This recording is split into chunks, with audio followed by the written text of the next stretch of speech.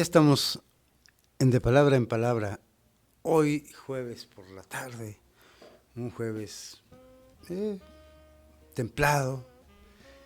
Y bueno, tengo novedades para algunos de mis amigos a quienes les platiqué esta novedad que tenemos en este programa, y a partir de hoy, pues es que hablaremos ahora, dejaremos a los poetas en un breve receso y vamos a hablar de novelistas, de novelas. Vamos a leer fragmentos de novelas y vamos a empezar, pues nada menos. Miren, a mí me gustan ciertos autores. Muchos, por supuesto, que no los conozco, ¿verdad? Pero pues yo creo que es importante hablar de lo que a uno le gusta y de lo que a uno le apasiona. La pasión es violenta, dice nuestro autor de ahora. Y se trata nada menos que de Ernesto Sábato, uno de mis autores favoritos, sin duda. Y vamos a hablar de este autor argentino que nació en Rojas en 1911, el 24 de junio, para nosotros el mero día de San Juan. Y bueno, fue un escritor, fue pintor también, eso hay que platicarlo con más detalle. Y sobre todo fue físico, sin un hombre de ciencia, que ya platicaremos también el detalle de cómo dejó la física para dedicarse a la literatura. Escribió novelas claves para la literatura escrita en español y para la literatura latinoamericana, como El túnel, como Sobre héroes y tumbas, Abadón el exterminador, y después los libros de El Uno y el universo, Hombres y engranajes. Y hay un libro delicioso que les platicaré cómo lo hizo, que se llama El escritor y sus fantasmas. Bueno, ya dijimos que él nació en Rojas, en Argentina, y después vivió, cuando volvió a Argentina, después de que estuvo en los laboratorios Curie, en Francia, como investigador de la física. No estoy seguro, pero sé que después de que Sábato dejó la física, el equipo de trabajo de investigación, el compañero de Sábato, tal parece que ganó el premio Nobel. Bueno, en esas alturas vivía Ernesto Sábato como investigador, en esas estaturas, ¿no? Y vamos a empezar por leer un fragmento. Vamos a leer fragmentos de su novela El túnel, esta vez, que es una de las novelas que a mí me han impresionado, me han hecho pensar que el hombre es muy complejo, que los abismos de su alma son profundos y inexplicables muchas veces, ¿no? El túnel de Ernesto Sábato es una novela sin duda de las más apasionantes. Y veamos el capítulo 1. El personaje es un personaje disertador, apasionado, obsesivo, in extremis, ¿no? Así empieza la novela.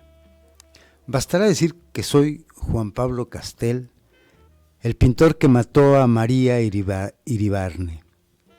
Supongo que el proceso está en el acuerdo de todos y que no se necesitan mayores explicaciones sobre mi persona. Aunque ni el diablo sabe qué es lo que ha de recordar la gente ni por qué.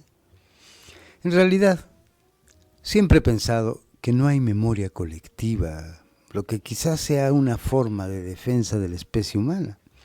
La frase todo tiempo pasado fue mejor no indica que antes sucedieran cosas menos malas, sino que felizmente la gente las echa al olvido. Luego, desde luego, semejante frase no tiene validez universal. Yo, por ejemplo, me caracterizo por recordar preferentemente los hechos malos y así, casi podría decir que todo tiempo pasado fue peor. Y si no fuera porque el presente me parece tan horrible como el pasado, recuerdo tantas calamidades, tantos rostros cínicos y crueles, tantas malas acciones, que la memoria es para mí como la temerosa luz que alumbra un sórdido museo de la vergüenza. ¿Cuántas veces he quedado aplastado durante horas en un rincón oscuro del taller después de leer una noticia en la sección policial? Pero la verdad es que no siempre lo más vergonzoso de la raza humana aparece allí. Hasta cierto punto, los criminales son gente más limpia, más inofensiva. Esta afirmación no la hago porque yo mismo haya matado a un ser humano. Es una honesta y profunda convicción. Un individuo es pernicioso, pues se lo liquida y se acabó. Eso es lo que yo llamo una buena acción. Piensen cuánto peor es para la sociedad que ese individuo siga destilando su veneno y que en vez de eliminarlo se quiera contrarrestar su acción recurriendo a anónimos, maledicencia y otras bajezas semejantes. En lo que a mí se refiere, debo confesar que ahora lamento no haber aprovechado mejor el tiempo de mi libertad liquidando a 6 o 7 tipos que conozco. Que el mundo es horrible es una verdad que no necesita demostración. Hasta ahí queda un poquito más del capítulo número 1 de la novela El túnel, pero hasta ahí me pareció suficiente. Una novela profunda, una novela de un hombre, una novela de un asesino, cómo cuenta su historia, ¿no? Recuerdo mucho en El escritor y sus fantasmas, ya debo hablar de ese libro.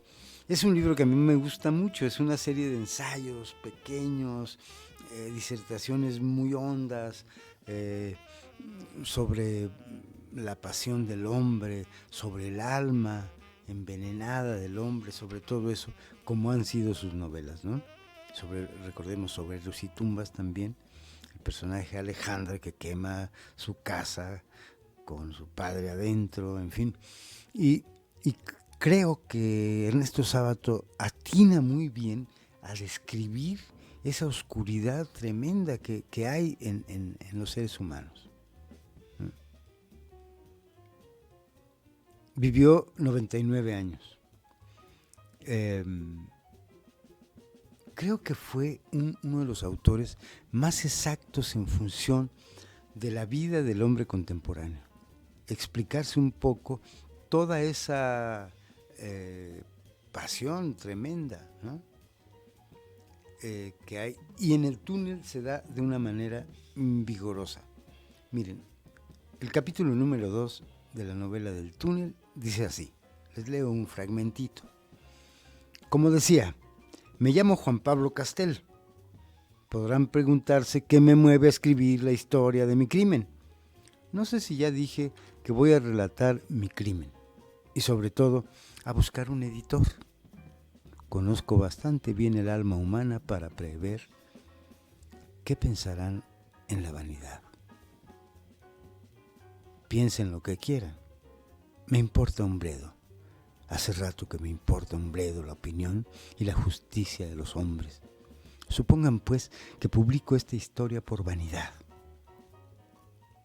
Al fin de cuentas, Estoy hecho de carne, huesos, pelo, uñas, como cualquier otro hombre, y me parecería muy injusto que exigiesen de mí, precisamente de mí, cualidades especiales. Uno se cree a veces un superhombre, hasta que advierte que también es un mezquino, sucio y pérfido. De la vanidad no digo nada.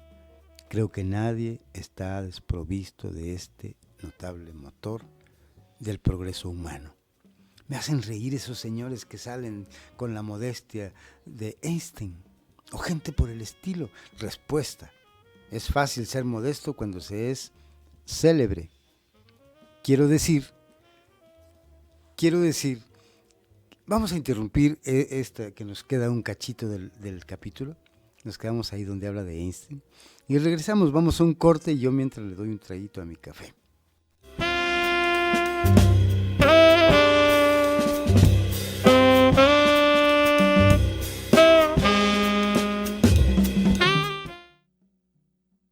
Dice, donde hablaba de Einstein, dice, de la vanidad no digo nada. Creo que nadie está desprovisto de este notable motor del progreso humano. Me hacen reír estos señores que salen con la modestia de Einstein o gente por el estilo. Respuesta: es fácil ser modesto cuando se es célebre. Quiero decir, parecer modesto, aun cuando se imagina que no existe en absoluto, se la descubre de pronto en su forma más sutil, la vanidad de la modestia. Qué interesante. ¿Cuántas veces tropezamos con esa clase de individuos? Hasta un hombre real o simbólico como Cristo pronunció palabras sugeridas por la vanidad o al menos por la soberbia.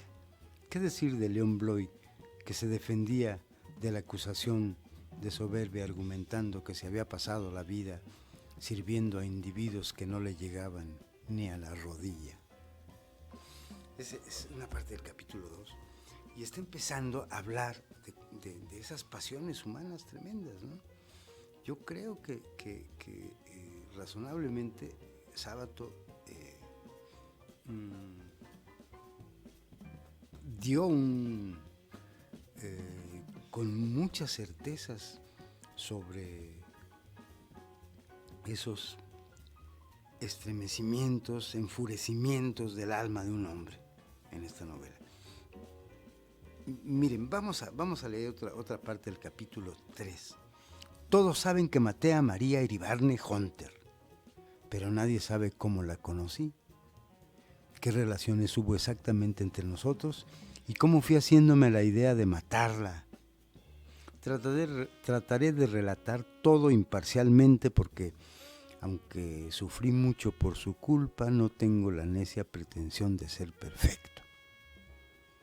En el salón de primavera de 1946 presenté un cuadro llamado Maternidad. Era por el estilo de muchos otros anteriores, como dicen los críticos en su insoportable dialecto. Era sólido, estaba bien arquitecturado, tenía, en fin, los atributos que esos charlatanes encontraban siempre en mis telas. Los atributos, incluyendo cierta cosa profundamente intelectual. Pero arriba, a la izquierda, a través de una ventanita, se veía una pequeña escena, y una escena pequeña y remota, una playa solitaria, una mujer que miraba el mar. Era una mujer que miraba como esperando algo, quizá algún llamado apagado o distante. La escena sugería, en mi opinión, una soledad ansiosa y absoluta. Nadie se fijó en esa escena. Pasaban la mirada por encima como por algo que nadie pareció comprender, que esa escena constituía algo esencial. Fue el día de la inauguración. Una muchacha desconocida estuvo mucho tiempo delante de mi cuadro sin dar importancia en apariencia a la gran mujer en primer plano. La mujer que miraba jugar al niño, En cambio, miró fijamente la escena de la ventana mientras lo hacía, y mientras lo hacía, tuve la seguridad de que estaba aislada del mundo entero. No vio ni oyó a la gente que pasaba o se detenía frente a mi tela. La observé todo el tiempo con ansiedad. Después desapareció entre la multitud mientras yo vacilaba entre un miedo invencible y un angustioso deseo de llamarla. ¿Miedo de qué? Quizás algo así como miedo de jugar todo el dinero de que se dispone en la vida a un solo número. Y ahí comienza la aventura. Hay una persecución implacable de este hombre para ir a buscar a María Iribarne, que era quien vio esa pequeña escena en su cuadro. Y ahí viene la obsesión delirante, tremenda, bajo un cúmulo de argumentaciones de dónde está, de por dónde puede pasar, qué va a hacer, qué le dirá, etcétera, etcétera. Entonces fíjense que volviendo a Sábato, bueno, la longeva existencia que tuvo Sábato lo llevó a estar muy presente. Él ganó el premio Cervantes en 1984, después de que el primer argentino en ganar el premio Cervantes fue Jorge Luis Borges. Por cierto, hay un libro de un diálogo que tiene Borges y Sábato.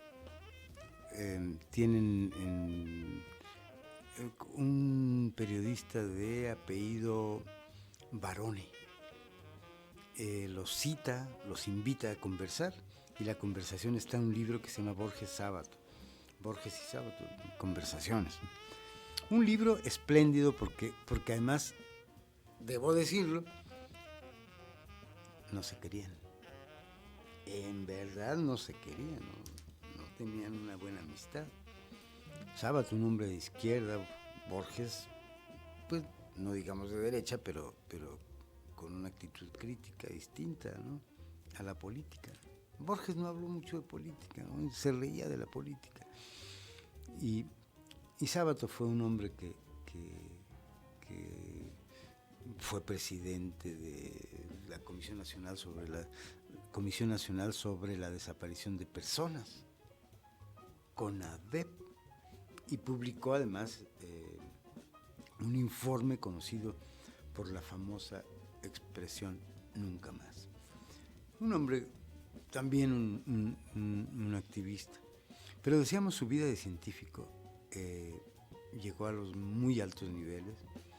Y bueno, se daba por sentado que era un hombre, un científico que iba, y de pronto un día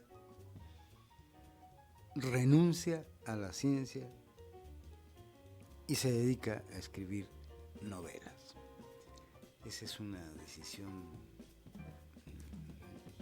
muy interesante. Miren, su libro Uno y el Universo, así se llama, es un texto donde aborda temas filosóficos. También en el escritor y sus fantasmas, aborda temas filosóficos, éticos, científicos, existenciales, y explora pues la relación del hombre con el universo, pero sobre todo explora esa relación que tiene el universo con un hombre, y que además busca si de verdad la vida tiene sentido. Es un libro muy importante, muy importante. Los mismos temas que trató en toda su obra, de distinta manera, por distintas vías, están en este libro. Siempre reflexionó sobre la condición humana. La soledad, el paso del tiempo, la vejez, las complejidades de la existencia, y en el túnel podemos verlas, ¿no?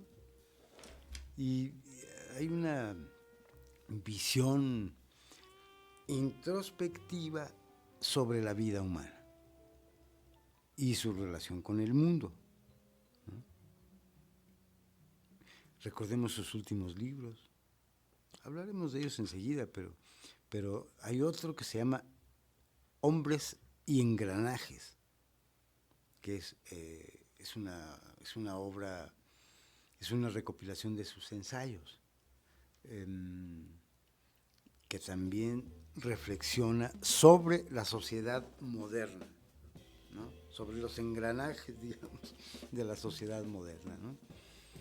Ahí Sábato analiza de una manera crítica tremenda la influencia de la tecnología en la conducta humana, de la tecnología y las maquinarias en la vida cotidiana, qué influencia, qué hacen la tecnología y las grandes maquinarias de nuestro tiempo con la vida de un hombre, ¿no? Indaga ahí la alienación del hombre contemporáneo, de la sociedad alienada a distintos factores que la han hecho transformarse. Eso queda muy claro, ¿no? Hay cuestionamientos muy hondos sobre a dónde va la humanidad, que después retoma en su libro La Resistencia. Un libro bellísimo, bellísimo, bellísimo. Y bueno, nos ofrece ahí una mirada de reflexiones sobre la vida contemporánea de los hombres, y llamando a los lectores a decir, bueno, ¿qué pasa con el rol de la tecnología en la vida de los hombres y las maquinarias que han hecho de la conducta humana estas apariciones ya añejas, ¿no? Fíjense que sus primeros años, él nació, se llamaba Ernesto Roque Sábato. Decíamos que hijo de Francesco María Sábato y Giovannina Ferraro. Su segundo apellido era Ferraro. Inmigrantes italianos procedentes de Calabria. El padre era de Fuscado y la madre de San Martino di Finita, comunidad de origen albanese de Italia. Y bueno, su familia pertenecía a la clase media y el propio Sábato la definió clásica y jerárquica. Sobre ellos declaró uno de sus biógrafos: mi padre era severísimo y yo le tenía terror. Eso dijo. Vamos a un corte y seguimos hablando del maestro Ernesto Sábato.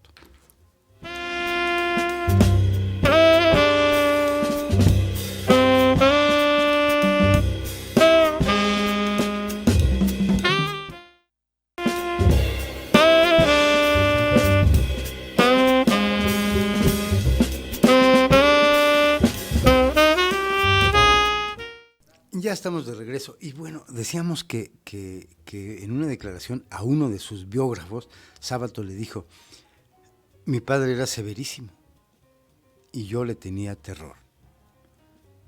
Mi madre me escondía debajo de la cama matrimonial para evitarme un castigo. Él fue el 10º de 11 hijos, posterior a un antecesor, digámosle así, a un hermano que murió que se llamaba Ernesto. Entonces fue, después de la muerte de su 9º hermano,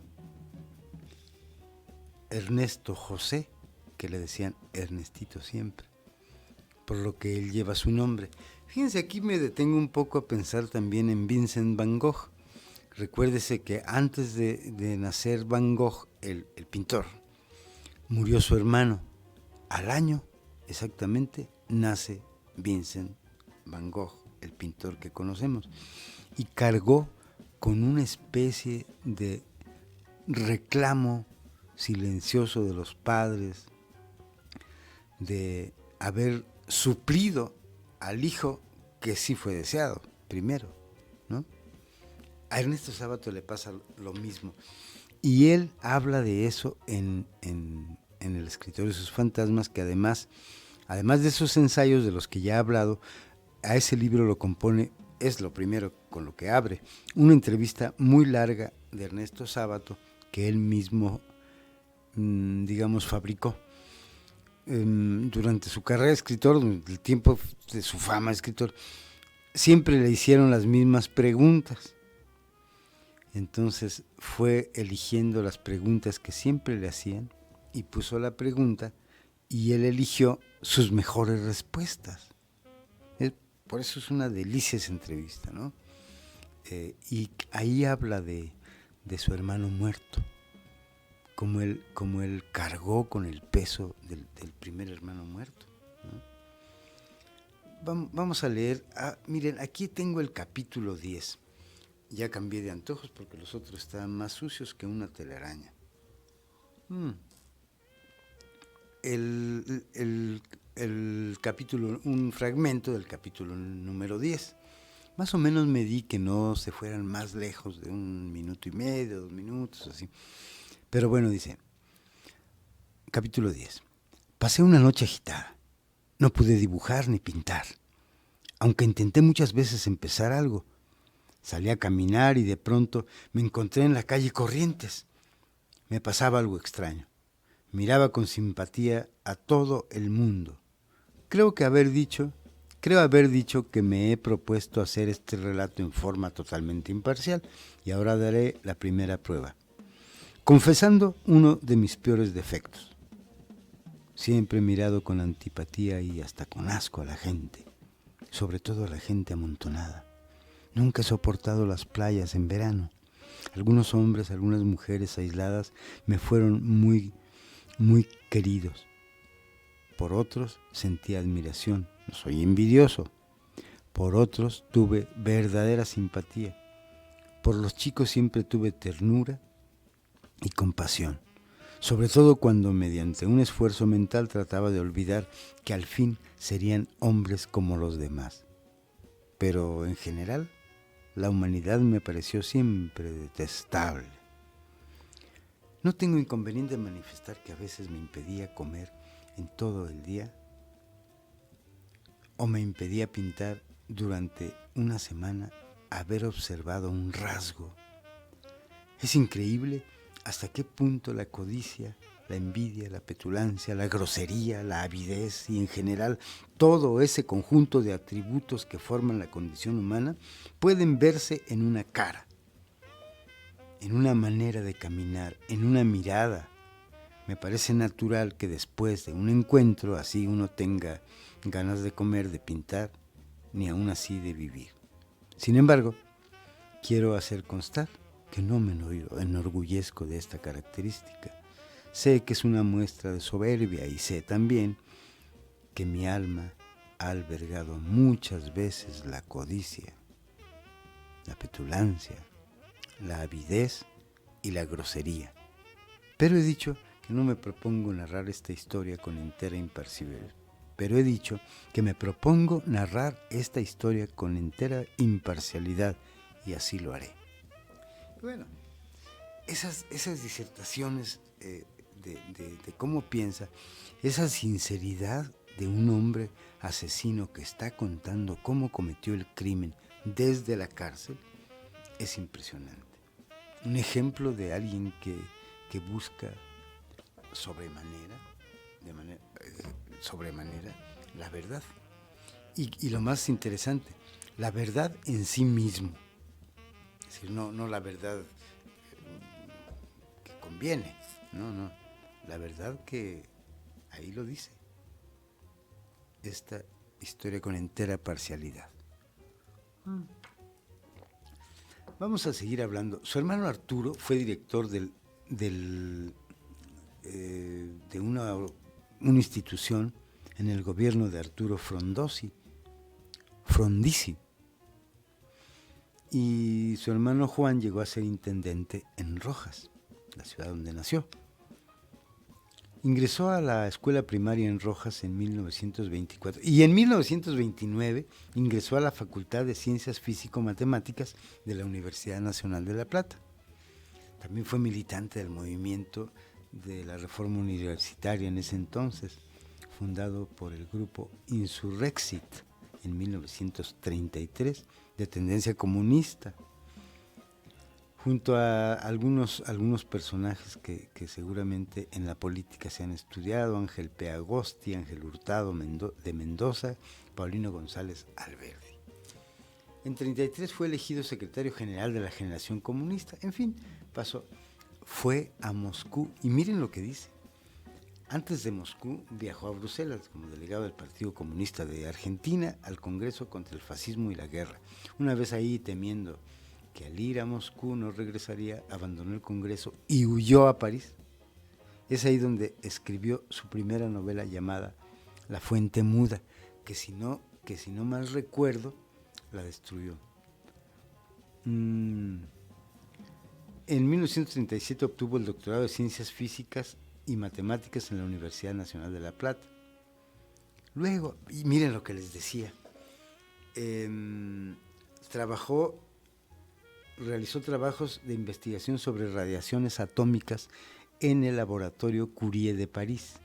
El 25 de mayo de 1938 nació su primer hijo, Jorge Federico, que ya joven muriera en un accidente automovilístico. En París entró en contacto con el movimiento surrealista, con Benjamin Peret, Roberto Mata Echaurren y Esteban Frances, entre otros, que lo marcaría. Esa influencia surrealista para Sábato fue muy importante. En fin, su renuncia a la ciencia y el apego a la literatura. Fíjense, en el laboratorio Curie, una de las más altas metas a las que podría aspirar un físico, me encontré con un vacío de sentido. Golpeado por el descreimiento, seguí avanzando por una fuerte inercia que mi alma rechazaba. Dice, yo trabajé en observatorios astronómicos, eso lo dice Sábato, están llenos de neuróticos, contra lo que bien puede pensar la gente de la calle. El astrónomo no es un hombre en paz, un hombre que mira a las estrellas, lo hace porque la Tierra no le sirve. En general es un evadido, generalmente son neuróticos y a veces hasta psicóticos. Son solitarios, son desajustados con el mundo de los astrónomos. En general puede haber excepciones. Si algún astrónomo me oye que no enoje demasiado. No estoy seguro a esta altura de mi vida de casi nada, pero son en general así, son incluso misántropos. Y uno busca lo que no tiene. Yo no tenía orden y busqué el orden porque no lo tenía, y el orden por excelencia es el orden de las matemáticas. Eso lo dice Ernesto Sábato. Así están sus ensayos deliciosos en El escritor y sus fantasmas, que es un libro que yo atesoro. Déjenme decirles algo. Tengo en mis manos la segunda edición del Túnel, que conserva la portada, aunque bueno, pues lo empastaron. Vamos a ir un corte, pero antes les quiero enseñar, esta es la segunda edición, pero la primera no existe porque Sábato la quemó. Entonces esta es la segunda, que es la primera. Vamos a un corte y regresamos, y de aquí, de este libro, vamos a leer el siguiente capítulo de El Túnel.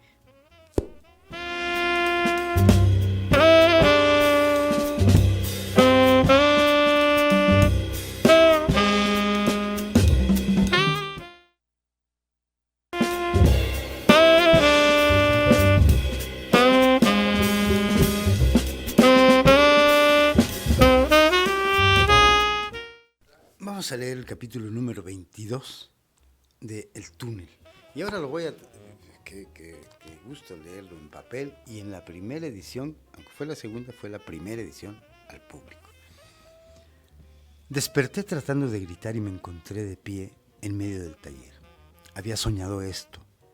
Teníamos que ir varias personas a la casa de un señor que nos había citado. Llegué a la casa, que desde afuera parecía como cualquier otra, y entré. Al entrar tuve la certeza instantánea de que no era así, de que era diferente a las demás. El dueño me dijo, lo estaba esperando. Intuí que había caído en una trampa y quise huir. Hice un enorme esfuerzo, pero era tarde.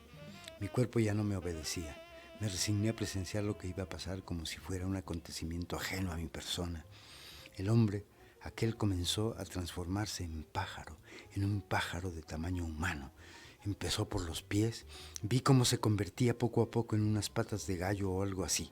Después siguió la transformación de todo el cuerpo hacia arriba, como sube el agua en un estanque. Mi única esperanza estaba ahora en los amigos que inexplicablemente no habían llegado. Cuando por fin llegaron, sucedió algo que me horrorizó. No notaron mi transformación. Me trataron como siempre, lo que probaba que me veían como siempre, pensando que el mago los ilusionaba de modo que me vieran como una persona normal. Decidí referir lo que había hecho.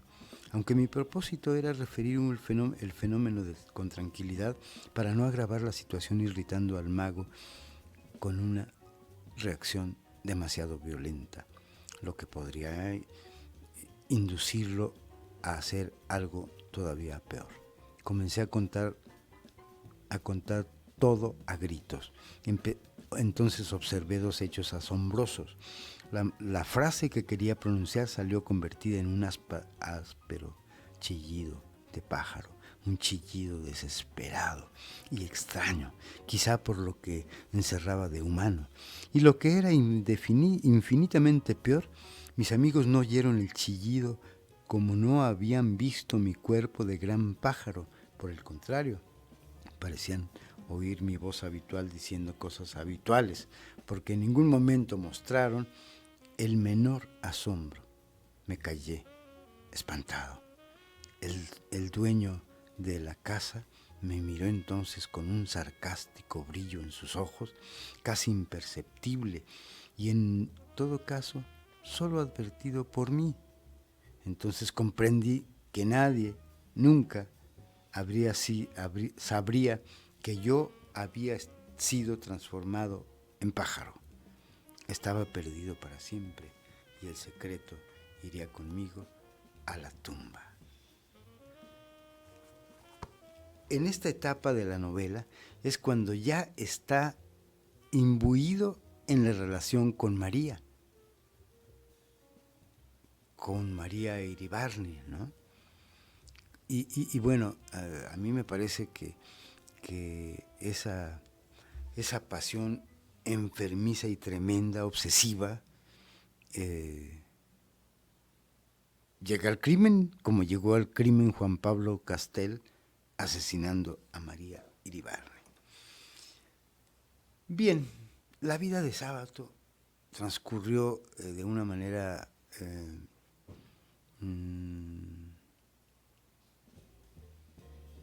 triste. Era un hombre triste y era un hombre deprimido y era sonámbulo. Pero en esa tristeza profunda estaba su brillo, su luminosidad, ¿no? Lo que él podía deducir del mundo, reflexionar y encontrar verdades con una gran profundidad. ¿A quién le importa que un hombre sea triste? La tristeza es muy hermosa, además, profunda. De ahí se puede escarbar a fondo para encontrarle sentido o sin sentido a la vida, como decía Beckett, ¿no? No sé, no estoy seguro, pero creo que Sábato conoció a Beckett. Hay que investigarlo porque son dos entes que sabían muy bien qué era el sufrimiento del hombre contemporáneo y a qué se debía. Eso me parece importantísimo. Bueno, aquí, digo, su carrera literaria estuvo en los candeleros más importantes. Fíjense que hay una anécdota. A sus 98 años, Sábato fue a dar una lectura de uno de sus textos y llenó un estadio en Buenos Aires. Llenó un estadio. Era muy querido, vivió en los santos lugares. ¿Saben en frente de qué? Él vivió en una casa que estaba frente al paredón, donde hicieron el paredón para fusilar a Camila.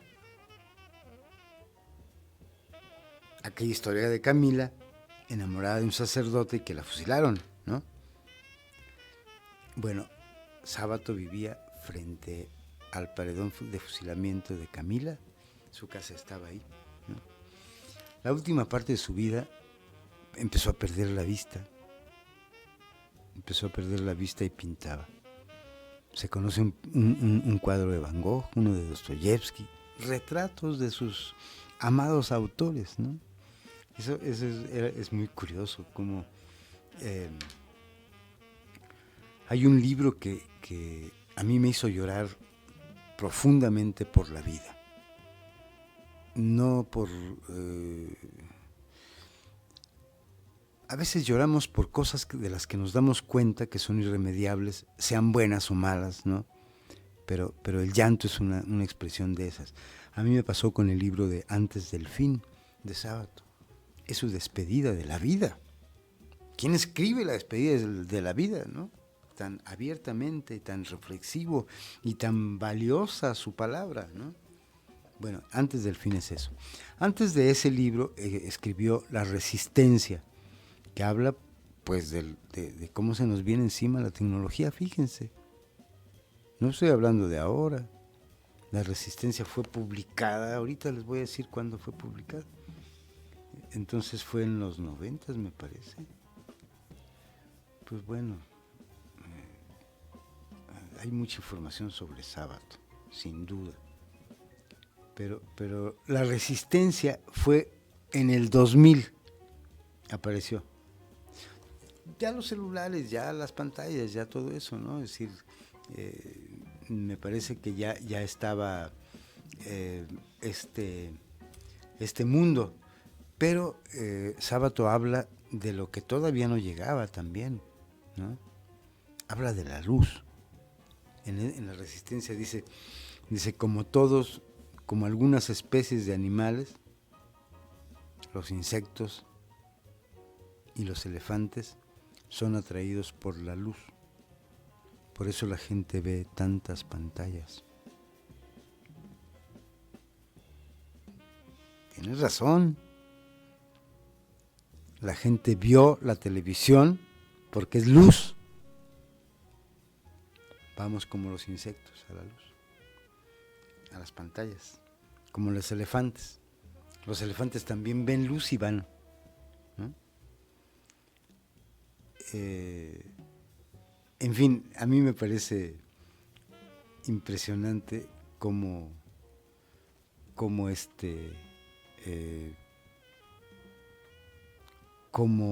reflexiona y compara al hombre con un depredador en La Resistencia.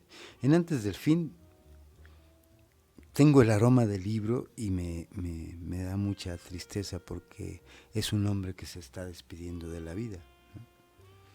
Y bueno, finalmente un hombre muy valiente, ¿no? Muy sensato, que tenía razón. Yo estoy seguro que tenía razón. Ya estamos en el último bloque, Paquito. Ok. Pues miren, voy a leerles esta parte donde se encuentra, va a buscar a María. Y le dice, tengo que matarte, María, me has dejado solo. Entonces, llorando, le clavé el cuchillo en el pecho. Ella apretó las mandíbulas y cerró los ojos, y cuando yo saqué el cuchillo chorreante de sangre, los abrió con esfuerzo y me miró con una mirada dolorosa y humilde. Un súbito furor fortaleció mi alma y clavé muchas veces el cuchillo en el pecho y en el vientre. Después salí nuevamente a la terraza y descendí con un gran ímpetu, como si el demonio ya estuviera para siempre en mi espíritu. Los relámpagos me mostraron por última vez un paisaje que nos había sido común. Corrí a Buenos Aires, llegué a las 4 o 5 de la madrugada. Desde el café telefoné a mi casa, desde el café telefoné a la casa de Allende. Lo hice despertar y le dije que debía verlo sin pérdida de tiempo. Allende era amante de María, amigo del esposo, ¿no? Luego corrí a Posadas. El polaco estaba esperándome en la puerta de la calle. Al llegar al 5º piso vi a Allende frente al ascensor con los ojos inútiles muy abiertos. Lo agarré de un brazo, lo arrastré adentro. El polaco, como un idiota, vino detrás y me miraba asombrado. Lo hice echar. Apenas salió y le grité al ciego: vengo de la estancia. María era amante de Hunter. Imbécil, me dijo. Insensato. Y bueno, ahí hay una pelea y una discusión. El marido de María era ciego, ¿no? Y ya leo el último párrafo para despedirme. A través de la ventanita de mi calabozo vi cómo nacía el nuevo día, como un cielo ya sin nubes. Pensé que muchos hombres y mujeres comenzarían a despertarse y luego tomarían el desayuno, leerían el diario e irían a la oficina, o darían de comer a los chicos, al gato, comentarían el film de la noche anterior. Sentí que una caverna negra se iba agrandando dentro de mi cuerpo. Recuerden, amigos, que si una caverna negra se va agrandando un día en nuestro cuerpo, quizá ese día sabremos la verdad. Seguiremos leyendo novelas. Yo soy Neftalí Coria. Hasta la próxima.